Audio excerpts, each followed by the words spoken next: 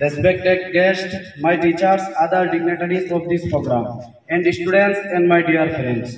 Today is 15th August. At first, I wish you all a very happy Independence Day. And our Prophet Muhammad sallallahu alaihi wasallam said, "Hubbul wakani min al-iman," which means love of country is a part of faith. This year we are celebrating 79th Independence Day.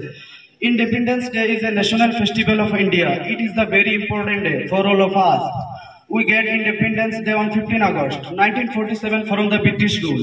It is the greatest festival of democracy. Many freedom fighters sacrificed their lives to get freedom for India.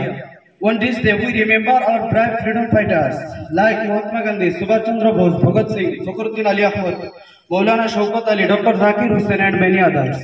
Independence Day teaches us the power of unity. I am proud to be an Indian and I love my country very much.